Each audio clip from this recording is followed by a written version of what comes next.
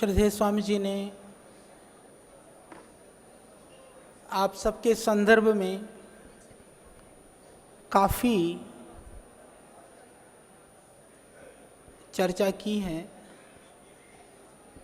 और मुझे एक आंतरिक प्रसन्नता भी है। यह समय जो होता है बहुत बलवान होता है। उस समय ने यदि इन विषमताओं को,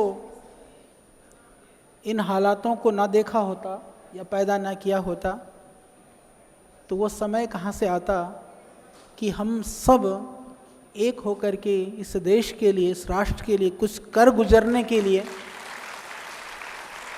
यहाँ पर इकट्ठे होते। तो इस समय की प्रवाह को, इसकी गति को हमें समझ के रखना है, उसमें कभी नासमझी ना आने पाए। तो जितनी हमारी समझ में दृढ़ता होगी उतना ही हम अपने लक्ष्य की ओर अग्रसरित होंगे। समय लगेगा, यह भी समय बताएगा। एक एक सब लोगों से हम कब मिल पाएंगे, आप सबसे ज़रूर मिलेंगे। और अभी तो मैं इतना ही कह सकता हूँ कि अभी हम, क्योंकि मैं एक बात हमेशा कहता हूँ कि जो शब्द की ध्वनि होती है, वो जो ध्वनि होती है वह बहुत कुछ परिवर्तन करा देती है, बहुत कुछ हमें बता देती है। परंतु उस शब्द के प्रकाश में इतनी शक्ति नहीं कि वो कर्म की ध्वनि से मुकाबला कर ले। इसीलिए कर्म की ध्वनि को हमें इतना गुंजायमान करना है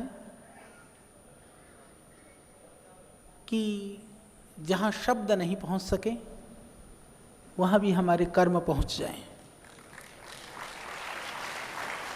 तो कर्म क्या है, मैं समझता हूँ जितने भी यहाँ पर भाई बहन हैं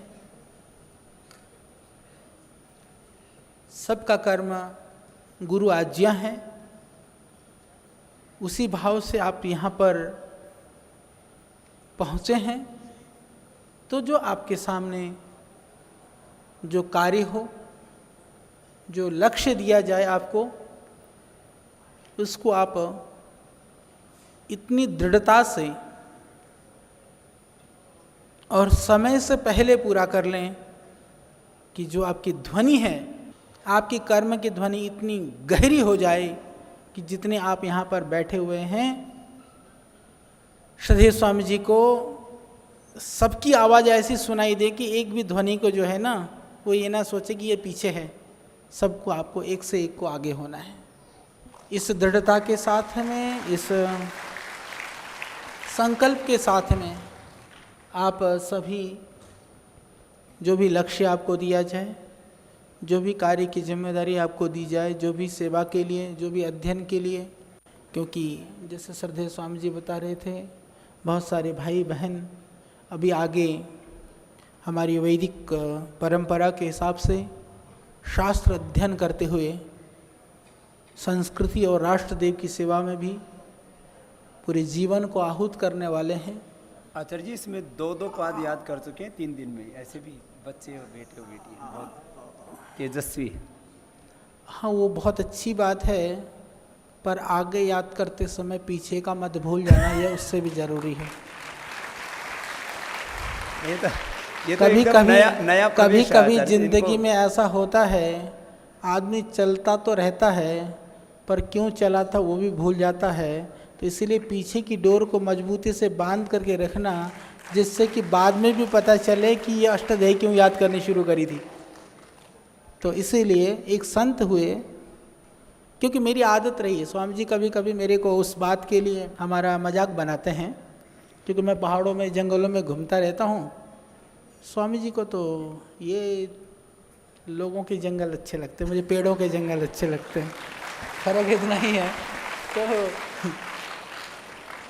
सददेव स्वामी जी कह रहे थे कि आप तो ऐसे ही घूमते रहते हो, पर एक बात बताऊं, लोगों के जंगल में लोग पत्थर मारने वाले भी हो सकते हैं, पर पेड़ों के जंगल में पेड़ पत्थर नहीं मारा करते हैं, फल जरूर गिराते हैं।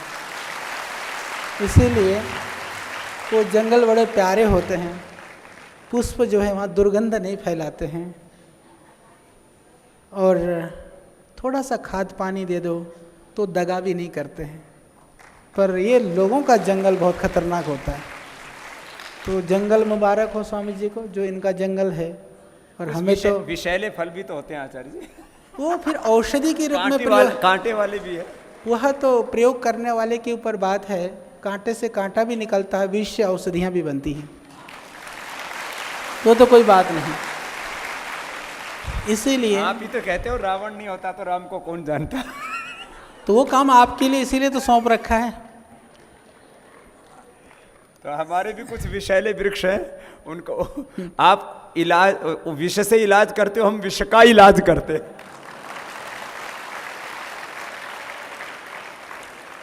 विष का इलाज करने के लिए भी विष की आवश्यकता तो होती ही है। किससे करोगे? अच्छा चलिए, इस शास्त्र चर्चा को विराम देते हुए, क्योंकि फिर नहीं तो सारे आप मेरे पीछे लग जाओगे, फिर मेरे को मुश्किल हो जाएगा, मेरा जंगल छूट जाएगा ना। और फिर हम सारे जंगल में चले गए तो स्वामी जी के पास कौन रहेगा? दोनों तरह से हानि है। इसलिए तो मैं ये कह रहा था, जब हम जंगल में जाते थे, अभी भी जाता हूँ, प्रयास रहता है कोई भी साधु महात्मा भगवे वस्त्र में किसी भी रूप में होता है तो उससे बात की जाए। बात करने से कुछ ना कुछ अच्छा मिलता है, कुछ ना कुछ सीखने को मिलता है। तो बहुत बार बहुत सारी बातें सीखने को मिलती हैं। ऐसे ऐसे भी लोग मिलते हैं, हालांकि मैं तो नहीं समझता आप में से उनमें से कोई है। एक हम लोग रेलवे स्टेशन में जा रहे थे, एक दिन कहीं ट्रेन पे जा रहे थे, तो बाबा जी जो है, ये सत्य घटना है, वहाँ बैठे हुए रो रहे थे। तो हमने पूछा, बाबा जी क्यों रो रहे हो? तो वो रोते रोते बोले हम जोश में आ गए, घर में झगड़ा हो गया था, हम जो है हमने कहा पत्नी से हम साधु बाबा बन जाएंगे। पत्नी ने कहा बन जाओ। बोले हम बन गए, हरिद्वार आ गए। तो मैंने कहा भोजन नहीं मिलता, हरिद्वार में मिलता तो है। बोला नहीं, भोजन तो बहुत मिलता है यहाँ पर, तो कपड़े की परेशानी है। बोले नहीं, कपड़े भी मिल जाते हैं। तो फिर हमने कहा कि फिर क्यों रो रहे हो? बोले नहीं, अब ना पत्नी की बहुत याद आ रही है। तो बाबा जी बनना निकलना तो बहुत सरल है, वादा करना सरल होता है, निभाना बहुत कठिन होता है ना। तो इसीलिए ये सबसे कठिन कार्य है। देखो, हम भगवान बुद्ध की कहानियाँ अभी भी पढ़ाई जाता है, हम पढ़ते हैं किताबों में कि एक बुजुर्ग को देखा, एक रोगी को देखा, एक मरे हुए को देखा, फिर बोले वैराग्य हो गया। और महर्षि दयानंद ने एक चूहे को जो है वो शिवलिंग के ऊपर चढ़ते हुए देखा, उन्होंने कहा मुझे सच्चे शिव का दर्शन पाना है। सब लोग एक छोटी छोटी कहानी से जो है बहन और चाचा की मृत्यु देखी, कहीं ना कहीं से कुछ सीखने का। अच्छा, हम सारी धरती आसमान पिघल जाए गिर जाए तो भी फिर हमारे को तो कोई समझ में नहीं आती कहानी। तो समझने वाले जो लोग होते हैं, जो आत्माएं होती हैं, पहले से धरती पर भगवान तैयार कर करके भेजता है। तो जो घटनाएं होती हैं वह तो एक तरह से एक बहाना है, निमित्त मात्र है वो। तो निमित्त कुछ भी बन सकता है। तो निमित्त के द्वारा हम अपने कार्य की ओर प्रवृत्त हों, ये बहुत बड़ी बात है। तो नहीं तो फिर वो बाबा जी की तरह से हो जाएगा कि घर पे थे तो बीवी से झगड़ा और घर से निकले तो बीवी की याद। तो कहीं ऐसा ना हो जाए। मैं आपको बताता हूँ दूसरी सत्य घटना, बहुत घटनाएं हमारे पास और सारी सत्य घटनाएं हैं। सुनाने बैठा हूँ तो तुम्हारा 7 दिन तो इसी में ख़त्म हो जाएगा। गंगोत्री आप लोग शायद कई लोग गए भी होंगे, नाम सुना होगा। गंगोत्री से 18 किलोमीटर ऊपर गोमुख है, जहाँ से गंगा निकलती है। गंगा जहाँ से निकलती उसके 4.5 किलोमीटर ऊपर तपोवन एक स्थान है, जहाँ पर एक हमारी बहुत ही श्रद्धेय एक तपस्विनी माता सुभद्रा जी, हालांकि अभी भी वो शरीर से हैं, बहुत बुजुर्ग हैं, वो वहाँ रहती रही 9 साल तक लगातार। जहाँ पर कोई पुरुष भी 2-4 दिन भी रहना भारी काम है। और एक शिमला बाबा करके थे, तपोवनी बाबा भी उसको उनको बोलते थे, वो गर्मी में 2-3 महीने रहा करते थे वहाँ पर, एक बाबा।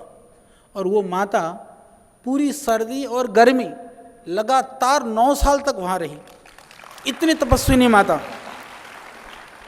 तो मैंने एक दिन कहा माता जी कुछ कहानी सुनाओ वहाँ की। तो वो तप की बात सुनाती, कुछ वहाँ किस तरह से कष्ट होता था, कई चीज़ें सुनाती रहती थी। उसमें एक तो उनके संदर्भ में मैंने कहा माता आपको इतना कष्ट होता था फिर भी यहाँ क्यों लगी रहती थी? तो माता ने कहा, बोला मैं ये सोचती थी कि जो मैं कष्ट झेल रही हूँ, जो दुनिया वाले दुनिया के लिए जो कष्ट उठाते रहते हैं, घर परिवार बीवी बच्चे ये यूँ लगे रहते हैं, बोले पागलों की तरह से, टेंशन बाजी परेशानी, फिर भी बोले लगे रहते हैं। तो बोले वो जितना कष्ट उठा रहे हैं बोले उसके सामने तो कोई कष्ट ही नहीं है। तो बोले मैं हमेशा तुलना करती थी कि वो कष्ट में है या मैं कष्ट में हूँ, तो मुझे ऐसा लगता था मैं तो बहुत मज़े में हूँ। बोले इसलिए मेरे को पता ही नहीं चला 9 साल कट गए।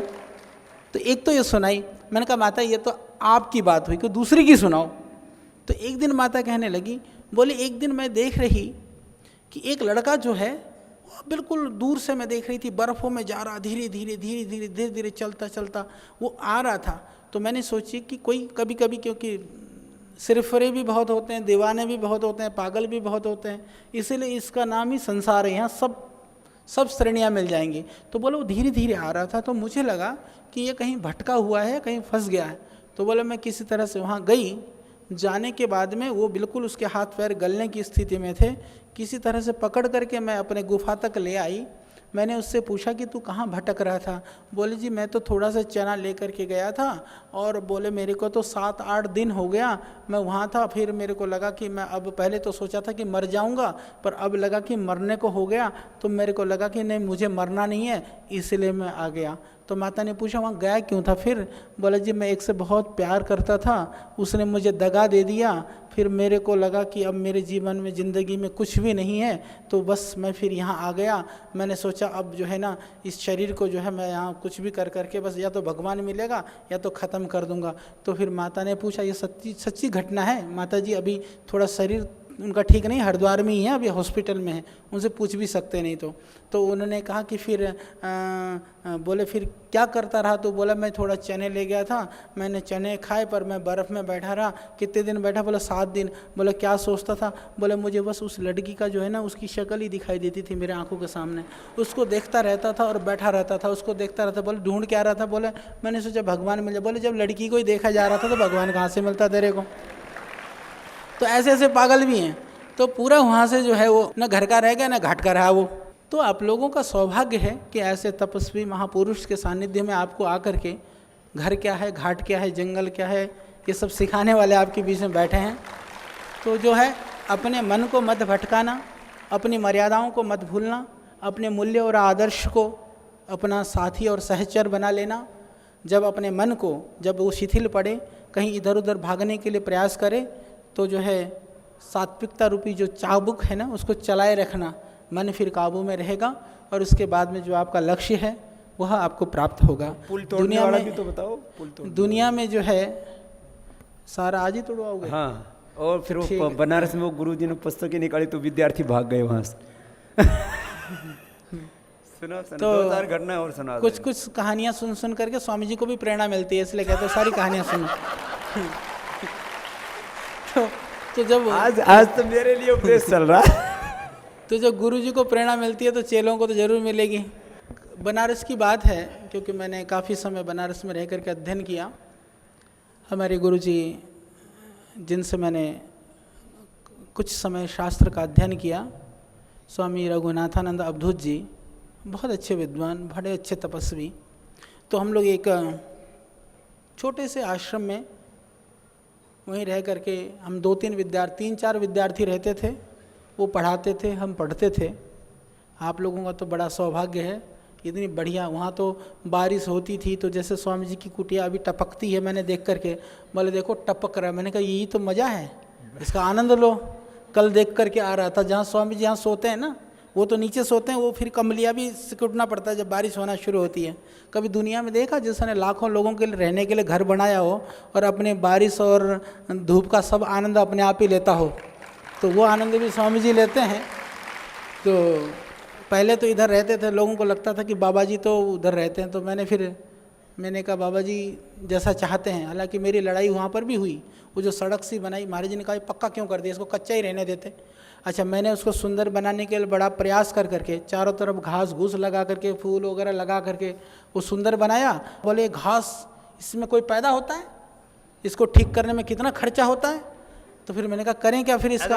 आज बोला घास अच्छी है कि वो आम के लीची के पेड़ अच्छे? भैया घास की जगह घास अच्छा है, आम की जगह आम अच्छा है।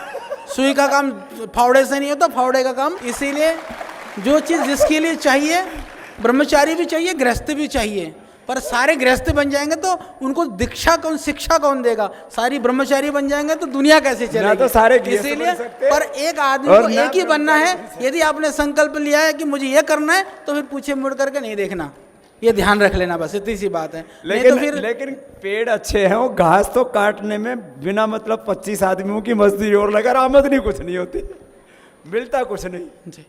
तो उसमें जो है वो घास सारा उखड़ा दे रहा हूँ मैं अभी वहाँ पर, क्योंकि वो बिक जाएगा, हो गया। और स्वामी जी ने कहा बोले वो बिक जाएगा ना।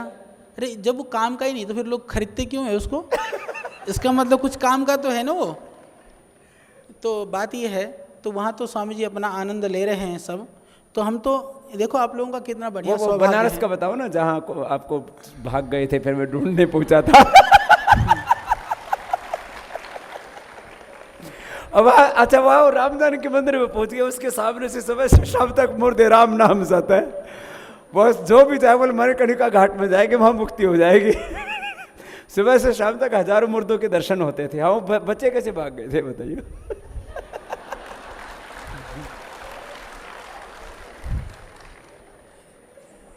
अच्छा ये बताओ, अब हम ये ना कह दें स्वामी जी आप ही सुना दो।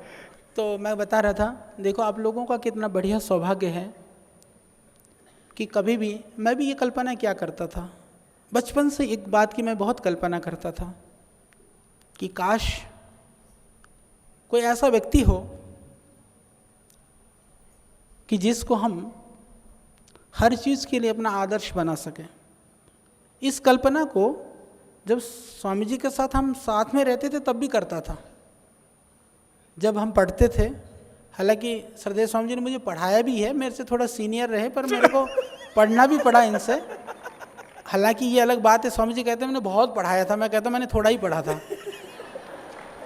अभी जो भी रहा, क्योंकि मैंने गुरु जी कभी नहीं कहा, मैंने हमेशा भ्राता जी कहा, और वही मेरा रिश्ता। तो गुरु मानते ही नहीं। इसीलिए दुनिया में मेरा इकलौता भाई हैं, तो गुरु जी भी, क्योंकि गुरु के गुरु जी हैं, जिसके लिए जीवन लगा दिया तो गुरु से बढ़कर के है। तो मैं ये कल्पना करता था कि कोई ऐसा व्यक्ति हो सकता है जीवन में कि जिस रूप को, जिस आदर्श को यदि आदमी तलाश करे और ये सारे रूप और आदर्श एक ही जगह पर दिखाई दे। और ये सोचता भी रहा, हम साथ में भी रहे, कार्यों में लगा भी रहा, बड़े हिमालय में गए, कंदराओं में गए, हमने बहुत पापड़ बेले, बहुत कठिनाइयाँ झेली, बहुत तप किया। आज बैठे बैठे आपको ये सब कुछ मिल रहा है। यह अनायास नहीं है, यह वर्षों के तप का, वर्षों के पुरुषार्थ का, वर्षों के भटकन का, भटकाव का, चारों तरफ से भटक भटक करके, धक्के खा खा करके इन सब चीज़ों को शास्त्र से लेकर के, शिक्षा से लेकर के, संस्कृति से लेकर के, राष्ट्र का जो स्वरूप को, जिस शिक्षा को आपको सीखने को मिल रहा है, यह इतना अनायास नहीं है। ये वर्षों का तप को आपको जो है ना चुटकी भर में ही पिला देने का प्रयास है, जिसको एक एक बूंद करके संग्रह किया गया, बड़े जतन से संग्रह किया गया। उस अमृत के घड़े को जब आपकी सर पर स्वामी जी पूरी तरह से उड़ल देते हैं ना, तो मुझे कष्ट होता है। पता है क्यों होता है? मुझे लगता है कि अभी तो तुम्हें थोड़ा सा तप करना चाहिए, इसीलिए वो ये जो पवित्र वाली कहानी भी तुम्हें तो ऐसे जनेऊ पहना देते स्वामी जी। मैंने बोला था, मैंने कहा महाराज 3 दिन भूखे रखो कम से कम, फिर भी दबा करके फल खिला दिए, पानी पानी में रख दे इनको। भाई कुछ तो तप करेंगे, पता कैसे चलेगा किसी चीज की महत्ता कैसे होगी? आपको कैसे पता मैंने इनको फल खिलाए? खर्चा तो मुझे ही इकट्ठा करना पड़ता है, जुगाड़ तो मुझे ही करने पड़ते हैं। और ये बताइए सारा तामझाम बना रखा है, यहाँ से कहीं से चलता है? ये सब चीजें अपने आप नहीं चलता है, महीने में लाखों रुपया खर्च करना पड़ता है। ये जो सरकार पीछे लग करके भी 2 साल तक उसका दर्द क्या है कि बाबा जी की सारे चैनल जहाँ से भी सप्लाई चेन थे सब काट दिए, पर बाबा का काम ठप होता ही नहीं है। अकाउंट सीज कर दिए, सारे धंधे कर डाले, सारे कुकर्म करे, पर बाबा का कुछ बाल बांका नहीं हुआ। क्योंकि ये जो काम है ना, ये बाबा का काम थोड़ी ना है। अच्छा ये बताओ स्वामी जी का क्या काम है? काम किसको बोलते हैं? स्वामी जी का काम है। योग का स्वामी जी ने ठेका ले रखा है। योग तो भाई सबका काम है, जो समझ ले। स्वामी जी का कोई काम नहीं है, काम दुनिया का है। स्वामी जी तो कर रहे हैं, योग कर रहे हैं, आयुर्वेद कर रहे हैं, देश की बात कर रहे हैं, ये तो देश का काम है भाई। ये सारा जो काम है ये स्वामी जी का काम नहीं है। स्वामी जी इसलिए करते हैं क्योंकि ये ऋषियों का काम है और देश के लिए जरूरत है, बस ये बात है। तो इसके बाद में मैं ये बता रहा हूं आपको, इतना सब कुछ ऐसा जो वातावरण होता है ना, आप देखिए हम लोगों ने जहां पापड़ वेला, हम लोगों ने जिस तरह का हमने संघर्ष किया, बहुत सारी कहानियां हैं, कभी सुनाएंगे किस तरह से हमने अपने आप को यहां तक पहुंचाने में कितना तप किया। दुनिया में मैं एक बात कहता हूं, कोई शॉर्टकट रास्ता नहीं है दुनिया के अंदर, कोई रास्ता नहीं है। और गलती से कभी ऐसी कल्पना भी मत करना। यदि दुनिया में तुम आगे बढ़ना चाहते हो तो ये हमेशा ध्यान रखना, जो तुम्हारे सामने है उससे ज्यादा पुरुषार्थ करो तो तुम ज्यादा आगे बढ़ोगे। तुम्हें विद्वान बनना है, दूसरा 1 घंटा पढ़ता है, तुम 2 घंटा पढ़ो। तुम्हें बलवान बनना है, दूसरा 2 घंटा व्यायाम करता है, तुम 3 घंटा करो। तुम्हें जो है बहुत बड़ा कुछ सर्जन करना है, दूसरा 6 घंटा टाइम देता है, तुम 8 घंटा दे दो। हर रोज 2 घंटा आगे रहोगे तो महीने में तो 60 घंटे आगे हो गए तुम, और वर्ष में मेरे भैया बहुत आगे हो जाएंगे आप। तो इसीलिए इसके अलावा कोई रास्ता नहीं है, शॉर्टकट का कोई रास्ता नहीं होता है, ये सोच लो कि ठीक है। और दूसरी बात जो मैं इस बात के लिए कह रहा हूं, जब भूख की बात होती है ना, भूख की पीड़ा क्या होती है कभी समझ में नहीं आएगा। ये बैठे ना दिल्ली में, कहते 5 रुपए में थाली मिलती है, 12 रुपए में थाली मिलती है। 1 महीने के 5 रुपए के हिसाब से कितने बन गए? 150 रुपए दे दो और भेज दो घर से बाहर, और 4 आदमी साथ में रखो कि इसके अलावा कहीं मुंह ना मारे, जी के दिखाए 1 महीना। वो धरती के किसी कोने में जा करके किसके साथ मजाक करते हैं, किसको ये बरगलाते हैं, किसको ये बहकाते हैं। बहुत इजी है दूसरे का मजाक बनाना, बहुत इजी है बड़ी बड़ी बातें करनी, इजी है तप और साधना की कहानी सुनाने भी। मेरे भाई भूख की बात करने से भूख क्या होती है पता नहीं चलता है। 2 दिन भूखे रह जाओ, कहानी सुनने की जरूरत नहीं है, भूख बता देगी कि भूख क्या होती है। वस्त्र क्या होते हैं, कपड़े क्या होते हैं, सर्दी क्या होती है, कहानी की जरूरत नहीं है। ठंड के मौसम में बिना कपड़े 1 रात गुजार लो, 1 रात बता देगी कि ठंड क्या होती है। तो उनसे जाकर के पूछो जिनके पास भोजन नहीं है, जिनके पास वस्त्र नहीं है, वस्त्र की क्या महत्ता है, भूख की और भोजन की क्या महत्ता है। तो यहां पर बैठ करके आराम से भोजन टाइम पर, सुबह नाश्ता, दोपहर को खाना, और बिल्कुल बैठ करके आपको शास्त्र अध्ययन चर्चा। हाँ मैं कहता हूं कि फटीचर बन करके शास्त्र और संस्कृत पढ़ने की जरूरत नहीं है। लोग कहते बाबा जी योगा करने के लिए इतने बढ़िया हॉल। मैंने कहा निकम्मो, जो शराब खाने अय्याश अड्डे होते हैं वहाँ 5 स्टार और 7 स्टार हो सकता है, तो मैंने कहा हमारा योग सेंटर एक बढ़िया सा सुंदर सा नहीं हो सकता। हमने परिभाषाएं बदल दी योग की, हमने परिभाषाएं बदल दी आयुर्वेद की। आयुर्वेद के लिए आते फेज 1 में लोग कहते इतना बढ़िया आयुर्वेदिक हॉस्पिटल होता है जी, आयुर्वेद का मतलब ये बना रखा था, टूटी फूटी शीशियां, जाले लगे हुए, बैठ जी बैठे अपने कुटरू कुटरू घोट रहे हैं, कहीं से स्मेल आ रही है, कहीं से खुशबू आ रही है। अरे वो आयुर्वेद, तुम्हारी ऐसी तैसी, हमने बना दी 5 स्टार हॉस्पिटल, आ जाओ। लोग कहते जी ऐसा तो हमने एलोपैथिक हॉस्पिटल भी नहीं देखा। अरे भाई एलोपैथिक तो पोता है, हम तो दादा हैं, तो आके देखो ना दादा को। तो ये बातें हैं, बहुत कुछ है मन में, बहुत कुछ किया है और बहुत कुछ करना बाकी है। और मैं कहता हूं, मैं तो अच्छा एक बात बता दूं कि स्वामी जी ने सारे देश में से आपको इकट्ठा करने के लिए क्यों लगे, रहस्य की बात बता देता हूं। पिछले 2 साल से मैं पीछे लगा हूं स्वामी जी को कि महाराज मैं कितना करूंगा, मेरे को लोग लाके दे दो, आदमी दे दो। और मेरे को एक जैसा बालकृष्ण ढूंढने के चक्कर में हजारों ढूंढ लाए। यदि 2-4 भी आप बन गए तो मेरी ड्यूटी पूरी हो जाएगी, तो ये ध्यान रख लेना। बोले देखो, बोला मैं इतना लेकर के आया, इतने सारे आ गए। बोले यूं तैयार हैं, कल कहीं बहनें खड़ी थी बात कर रहे थे स्वामी जी, कहले सब तैयार हैं।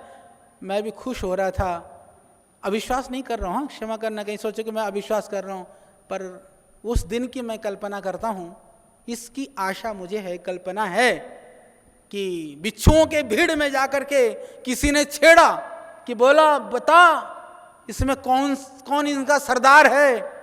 तो किसी ने कहा बोले भाई तू छू करके देख ले, भाई तेरे को जिसको लगता है कि ये कमजोर है उसको छू के देख ले। तो मैं तो ये आशा करता हूं कि आप एक से बढ़ करके एक बने, एक से बढ़ करके एक हो आप। कोई कहे कि स्वामी जी कहते थे बड़ा विद्वान बनाऊंगा, बड़े विदुषी तैयार करूंगा, बड़े क्रांतिकारी और राष्ट्रवादी तैयार करूंगा, कोई निकम्मा संशय आत्मा कोई भी आकर के कहे स्वामी जी कहाँ हैं, स्वामी जी कहाँ, ये बैठे हैं ना, इनमें से जिधर से चाह उधर से छेड़ के देख ले। हाँ, एक एक पर्याप्त होनी चाहिए। किसी ने स्वामी श्रद्धानंद जी को, अंग्रेजों ने शिकायत लगा दी, अंग्रेजों के पास, अंग्रेजों का शासन था, कहा कि स्वामी श्रद्धानंद जो है एटम बम बनाता है जंगल में, क्योंकि कांगड़ी के जंगल में गुरुकुल शुरू किया हुआ था उन्होंने। तो शिकायत पहुंच गई, तो पूरे अंग्रेज पूरे उन्होंने अपने, ये सत्य घटना है, पूरे दल बल के साथ उनकी जो सिक्योरिटी जांच वाले, सुरक्षा वाले, जो उनकी जो गुप्तचर एजेंसियां सब पहुंच गई। पहुंच करके कहा, सारा देखा, इधर उधर टटोला, कुछ नहीं मिला। नहीं मिला तो बोले हमारे पास तो ऐसी सूचना थी कि यहाँ तो बम बनाया जाता है। तो बोले यहाँ कुछ मिला नहीं। बोले तुम्हारी सूचना सही थी पर तुम्हारा अन्वेषण जो तुम ढूंढ रहे थे वो गड़बड़ था। तो उन्होंने कहा कैसे? बोले जो ब्रह्मचारियों के बीच में बैठे उपदेश दे रहे थे श्रद्धानंद जी, बड़े बड़े सफ़ेद कपड़ों में, सुगठित शरीर, लंबे लंबी चोटियाँ, बैठे ब्रह्मचारी। बोले यही तो मेरे एटम बम है जो बैठे हुए हैं, तुम्हें दिखाई नहीं दे रहे? तो मैं चाहता हूँ कि आप जो है इन राक्षसों के लिए, दुष्ट के लिए बिल्कुल एटम बम की तरह से, वो ऐसा एटम बम होगा वो 2 तरफा काम करेगा, बचाने का भी काम करेगा, मारने का भी काम करेगा। वैसा एटम बम तो एक ही काम करता है, बचाने का काम नहीं करता वो। हम दोनों ही काम करेंगे। तो ये एटम बम का भी बाप बनना है यहाँ से। हमारे को तो यही कहा हमारे ऋषियों ने, भाई परित्राणाय साधूनाम विनाशाय च दुष्कृताम। तो इसके लिए तैयार हो जाओ। और दूसरी बात ये है, अच्छा हम पढ़ते हैं भगवद गीता, पढ़ पढ़ के सोचते हैं कोई आएगा। अरे ये समझ लो ना, भगवान ने तुम्हें भेज रखा है, कूद जाओ मैदान में। सबसे बड़ी प्रॉब्लम क्या होती है, हम अच्छे कार्यों की प्रशंसा करना सबको अच्छा लगता है, अच्छे लोग, बुरे लोग अच्छे की प्रशंसा नहीं करते हैं, पर अच्छे लोग अच्छे कार्यों की प्रशंसा करते हैं। परंतु जब बारी आती है कि तुझे भी करना है, उसको लगता है मैं कैसे कर पाऊंगा। अरे भाई तू नहीं कर पाएगा तो बाकी किसी ने ठेका ले रखा है भाई फिर अच्छा करने का। तो आपको तैयार होना पड़ेगा, आपको काम करना पड़ेगा। तो ये जितनी अनुकूलता है, जितना यहाँ पर वातावरण है, ये सब अनुकूलताओं का आप पूरा लाभ उठाओ। जिन चीज़ों को पढ़ने के लिए, जिन चीज़ों को ढूंढने के लिए, गुरुकुल में तो हमारे यहाँ नियम था 200 रुपये छात्रवृत्ति। बोले तुम पहले कहीं से बंधवा करके आओ तो बोले तुम्हें पढ़ाऊंगा गुरुजी, गुरुकुल कालवा में महाराज जी वहीं पढ़े हैं। तो ये बहुत कठिन काम था। अरे बोले एक बच्चा घर छोड़ करके आ गया, माँ बाप को छोड़ करके आ गया, तुम कहते अपने खर्चे की भी जुगाड़ करो। खर्चा लेने घर भी जाएगा तो फिर माँ बाप थोड़ी छोड़ेंगे। ये तो अच्छा है, सबको पता, बाबा रामदेव बढ़िया संस्था है, माँ बाप ने भी प्यार से आपको भेज दिया, ये आपका सौभाग्य है। जहाँ आता पता ही ना हो तो आपको कोई भेजेगा वहाँ? तो ये बहुत कठिन काम था। फिर उसके बाद में भी सारा साधन जुटाना। हमारी रोटी पकाने की ड्यूटी महाराज जी तो दूध निकालने की ड्यूटी लगती थी, ये तो हर रोज सुबह जुटे रहते थे, 18-20 गाय का दूध एकले निकालते थे, और यूं बांधी कटी वस्त्र सा टकाटक एकदम खड़ाओं में। अच्छा, हमारी ड्यूटी फिर दूसरे सामूहिक रूप से लगती थी सबके साथ साथ, तो झाड़ू लगाने का काम भी करी, घास भी काटा, गोबर भी ठाया कभी कभी, और कभी कभी जो है जब एक दो गाय बड़ी भयानक लात मारती थी तो ये भी बुला लेते थे, भाई उसके नाना बांधना है पीछे, आ जा, वो भी काम करा साथ में। फिर रोटी भी पकाई मज़ेदार ढंग से, इसलिए भोजन पकाने का काम मुझे बढ़िया आता, महाराज जी को दूध निकालने का बढ़िया आता है। कभी काम की बंटवारा हो ना तो समझ लेना। तो जो है सारे काम करें। अच्छा, पढ़ने के लिए वहाँ जगह भी, हलवा बनाना आता है, हलवा बनाना आता है। हाँ, तो उसमें घी डाल करके आटा ही तो भूनना है, और क्या करना उसमें। तो जो है वहाँ पर बैठने की जगह नहीं, पढ़ने की जगह नहीं, बरसिम का खेत, सफ़ेदे के पेड़, उसके नीचे बैठे बैठे हवाएं भी खाई, धूप के वो क्या होता है लपेटे चलते हैं ना बड़े लू के, उसका भी आनंद लिया। और तो और छोड़ दो, जब पेट खराब हो जाए ना किसी दिन, अंदर बाथरूम भी नहीं, वो डिब्बा लेकर के खेत में जाना पड़ता था। और गर्मी का मौसम हो, फसल वगैरह हो तो गन्ने के खेत में बैठ जाए, कहीं बैठ जाए, अपना करके काम आ जाए। अब गर्मी का मौसम में गन्ने कट चुके हों, खेती कुछ बाड़ी हो नहीं, समतल सी जमीन, जहां भी बैठो दूर तक दिखाई दे बैठा है कोई दिन में, कई वर्ष काटे ऐसे, समझ लो। अरे तुम्हारे को तो बढ़िया बढ़िया बाथरूम है, रहने को कमरे हैं, और वो ऐसे जो है ना टीले टिब्बे ढूंढते फिरना पड़ता था आधा घंटा तक डोलू लेकर के। और जो सुबह सुबह ठंड में उठाओ तो नींद में उठने में कहीं मेरे भाई करवट ले लेकर के उठते हैं मुश्किल से सुबह, मुझे पता है, क्योंकि सारे अंग्रेज बने बैठे हैं ना, लेट सो लेट तक जागो, तो सुबह सुबह उठा दे, 3:45 बजे घंटी लगती, कितनी भी ठंड हो, अपनी डोलू उठाई, और वृद्धि राजहित अधिक गुणा इको गुण वृद्धि न धातु लोप आर धातु के किंग तीचा दीदी बेबिटा मलो अंतर संयुगा, दे दरादन रटते रटते रटते जब तक जा करके कहा वो आदमी लैट्रिन करने जा रहा है, अष्टदेव पढ़ते पढ़ते वो भी भूल जाता था। तो वहां जा करके बैठा, फिर किसी तरह से उठ करके आया, तब तक 2-3 अध्याय पूरे। तो ऐसे कर करके पढ़ाई करी है। तो ऐसे ही नहीं पाया गया है। इस विद्या के स्रोत को समझो, इसके मूल के रहस्य को समझो, ऐसे कर करके अपने आप को खड़ा किया है। तो अब तो सौभाग्यशाली हो, कुछ बहुत ज़्यादा पुण्य कर रखे थे, बने बनाए पे पके पकाए पर मौज कर रहे हो, फिर भी नहीं कर पाए तो कहीं नहीं कर सकते, फिर ये ध्यान रख लेना। और मेरे बेटे कुछ तो ऐसे आते हैं, कुछ दिन खा पी करके रोटी राटी जो है पीछे भी कुछ आए, जा करके कहते हैं अब बाबा के यहाँ तो ये भी नहीं है, ये भी व्यवस्था नहीं है। अरे भैया, तुम्हारा नमक का ऋण थोड़ी हमने उतारा था, हम तो सोच रहे थे कि तुम नमक खा करके कर्ज मान करके जाओगे, नहीं तो नहीं मानो तो शांति से तो बैठो, ऐसे भी हैं। तो स्वामी जी ने तो सबके लिए सोच रखा है, पर इस आशा में सोच रखा है कि इन्हीं भीड़ में से ही कोई ऐसा भी होगा जो मेरे स्वप्नों को साकार करने के लिए भगवान ने यहाँ भेजना होगा, और वो तैयार हो रहा होगा, इसी आशा में। अरे ये बताओ, गौशाला में हमारे पास 400-500 गाय हैं, सारी दूध थोड़ी देती है, कुछ लात भी मारती हैं, कुछ सींग भी मारती हैं, पर सींग मारती हैं तो गायों से प्यार, हम थोड़ी ना उनको जंगल में छोड़ देते हैं, इसी आशा में तो पाले रहते हैं कि दूध दे देगी, नहीं देती तो मत दे, लात भी मारे तो भी खा लेंगे। तो भाई आशा तो एक ही है, गाय को इसलिए नहीं पालता कि लात मारने वाली भी 2-4 चाहिए, उससे एक्सरसाइज होती रहेगी। तो इसीलिए आपको जो इसलिए पाला जाता है, इसलिए सिखाया जाता है, इसलिए बताया जाता है, क्योंकि आपके पीछे बहुत आशाएं हैं, बहुत भावनाएं हैं, बहुत संवेदनाएं हैं, बहुत दृष्टि है। महर्षि स्वामी दयानंद ने सत्यार्थ प्रकाश में एक जगह लिखा है कि लोगों को जो है धर्मात्मा सब हो सकते हैं, पर विद्वान सब नहीं हो सकते। अच्छा, मैं तब पढ़ता था, मैंने सोचा, मेरे को समझ में बात नहीं आई। फिर मैं आज दुनिया को देखता हूँ, आज लगता है यदि विद्वान ढूंढो तो देश में कोई अपने आप को किसी से कम मानने को तैयार नहीं है। यदि धर्मात्मा ढूंढो तो आप लाइट लेकर के भी, वो दीवा लेकर के भी निकल जाओ ना, बैटरी लेकर के भी, तो भी नहीं मिले। तो ये उल्टा हो गया है। तो आज हमें कुछ भी बनने से पहले धर्मात्मा, धर्मात्मा का मतलब अपने आत्मा के अनुसार आचरण करने वाला बनना बहुत जरूरी है। यहां से आपकी यात्रा शुरू होती है कि आप ध्यान रखना, चाहे कुछ हो ना हो, परंतु हमें अपने आत्मा के अनुकूल आचरण करने वाला बन करके फिर इस दुनिया के मार्ग में प्रवृत्त होना है। फिर आपको यह लोक में भी आनंद मिलेगा, परलोक में भी आनंद मिलेगा, और वह सब कुछ मिलेगा जिसकी आपको कल्पना है, जो आपका संकल्प है। इसका ध्यान रखना। तो मैं सुना रहा था गुरु जी की कहानी, तो टूटी फूटी झोपड़ी सी टाइप पुराना घर, छप्पर के नीचे हम बैठे, गुरु जी कमरे में सोते थे, मैं बाहर बरांडे से मैं सोता था। सर्दी हो गर्मी हो, कपड़ा लपेट करके शाम को टांड पे डाल दिया, मतलब दिन में, रात को निकाला लपेटा सोए। तो उसके नीचे जो है कुछ अलमारियां थी, वहाँ बहुत सारी किताबें रखी हुई थी। मुझे भी पता नहीं था कि इतनी किताबें यहाँ रखी हुई हैं।